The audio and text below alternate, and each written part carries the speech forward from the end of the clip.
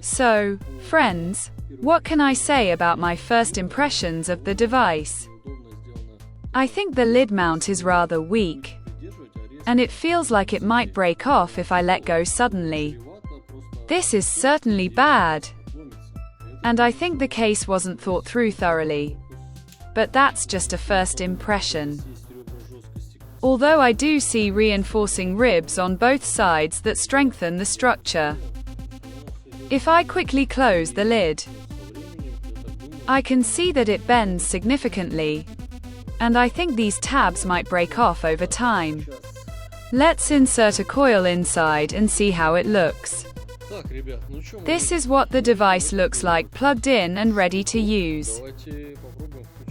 When turned on, the touch-sensitive power button on the back lights up in front. The dryer has a rather interesting design, with slightly tinted glass. Let's see how this device works. To turn it on and off, hold the power button for a second, then it works.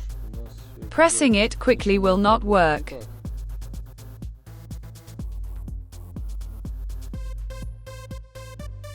As you can see, the temperature is also shown in Celsius and the humidity is 48%. By pointing the arrow at the time, you can select how long to dry the plastic. As I can see, the temperature is rising. The humidity sensor is most likely located inside the drying chamber and is measuring the readings. If you open the lid while it's running, the dryer continues to run and won't turn off. The fan is located at the rear of the dryer and blows hot air onto the coil inside. Let's wait a bit and see if the readings on the touch panel change. The temperature can be selected in both Fahrenheit and Celsius. As I understand it, the temperature will rise to 55 degrees Celsius and then stay there. Here are the instructions, which list the recommended drying temperatures and drying times for the plastics. I'm currently drying plastic with a TPU. What's interesting is that you can feed the dried plastic directly from this box to the 3D printer.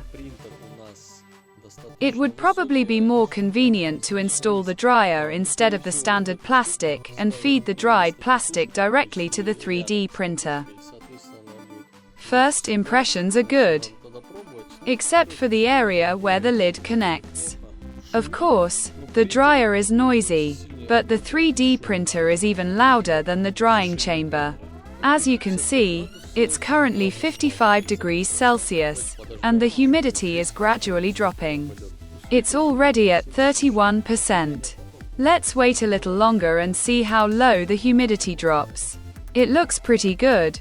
The current consumption when on is 1 amp, and when off, it uses practically no power.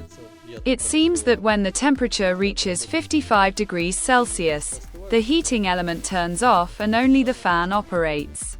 Thus, the current consumption rises and falls.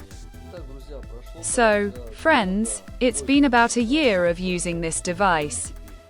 And now I'll share my review after all this time. I'm happy with it. As you can see, the lid hasn't broken, surprisingly, and continues to work. I use it to dry TPU and other plastics. I also added 2 packets of silica gel to the box to absorb moisture. These packets come with the plastic, so you can use them. Even our lid accidentally broke off just now, but it withstood the impact without breaking. The filament and the silica gel dry simultaneously, which then absorbs moisture from the air in the box. You can store plastics in this box, as the lid closes quite tightly. There's also a plug for the filament outlet, which prevents air from getting inside the box. As I said earlier, it's been about a year now and I'm still using it. I haven't had any problems with it. Well, friends, I hope the video was helpful. Subscribe to the channel so you don't miss new videos. If you're interested in purchasing the same device, I'll leave a link to the AliExpress website below the video.